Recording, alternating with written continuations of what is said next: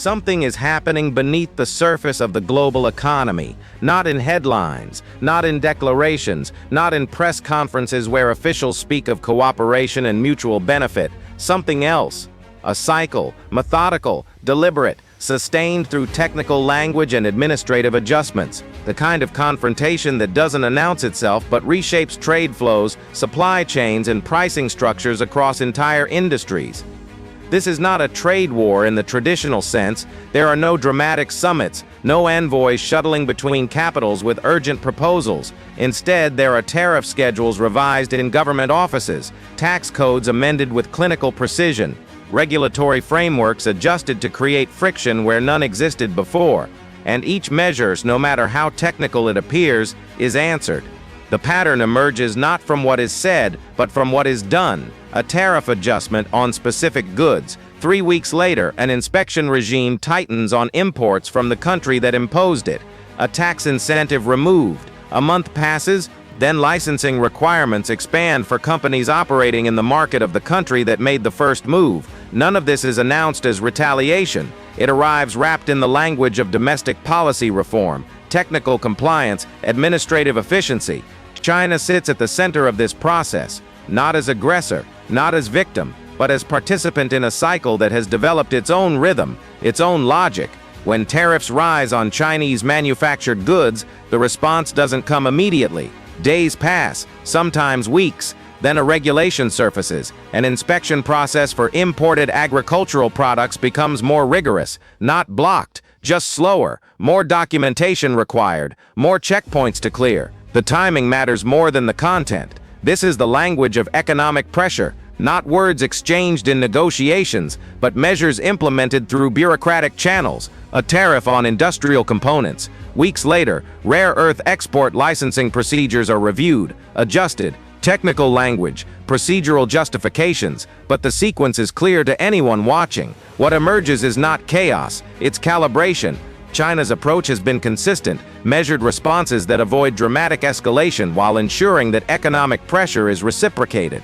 When tax advantages for foreign companies are reduced in one jurisdiction, subsidies for domestic industries appear in another. When market access becomes constrained through regulatory changes, compliance requirements for firms operating abroad receive closer scrutiny. This pattern suggests a strategic preference, not for shock, not for immediate overwhelming retaliation, but for endurance, for maintaining pressure without crossing thresholds that would force open acknowledgement of confrontation.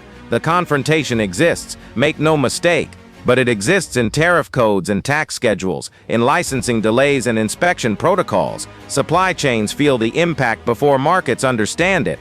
Components that once moved freely between manufacturing centers now accumulate at customs checkpoints. Not seized, not rejected, just delayed while additional documentation is reviewed.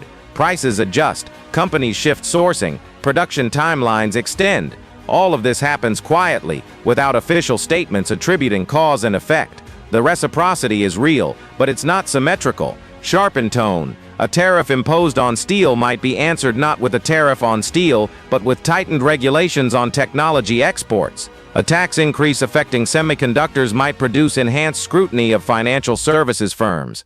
The responses are calibrated to create equivalent pressure without mirroring the exact mechanism. This asymmetry is intentional. It makes direct comparison difficult. It preserves the technical justification that each measure serves domestic policy goals rather than retaliation. Some analysts observe that this approach serves multiple purposes.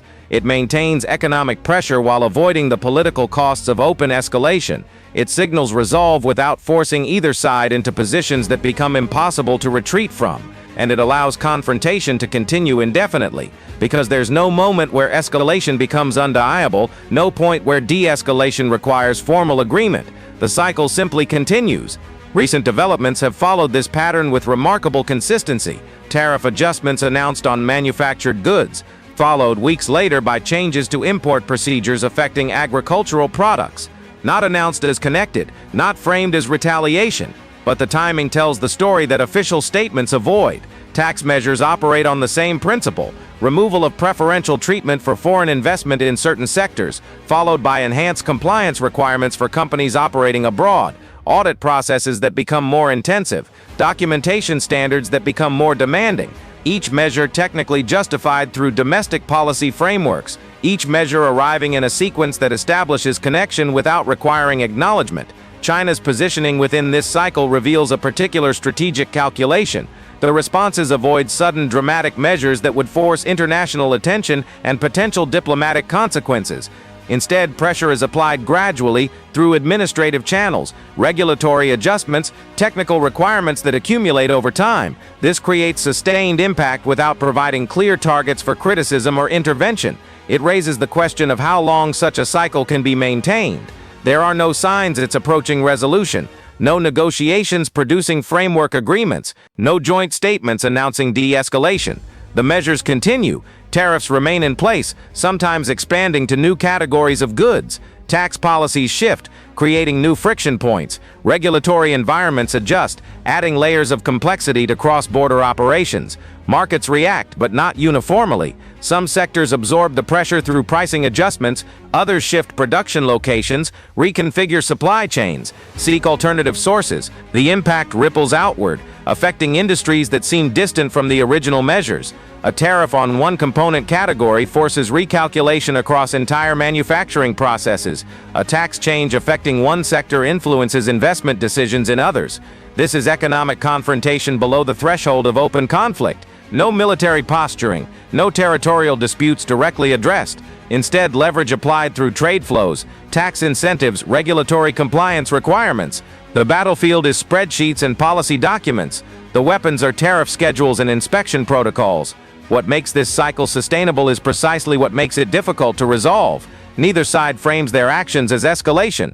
Neither side acknowledges a confrontation requiring formal de-escalation. Each measure is justified through domestic policy rationale, protecting industries, ensuring compliance, maintaining standards, supporting economic development. The fact that these measures arrive in sequences that respond to actions taken by the other side remains unstated in official discourse. The absence of formal acknowledgement serves strategic purposes. It preserves flexibility. Measures can be adjusted without admitting retreat. New friction points can be introduced without declaring escalation.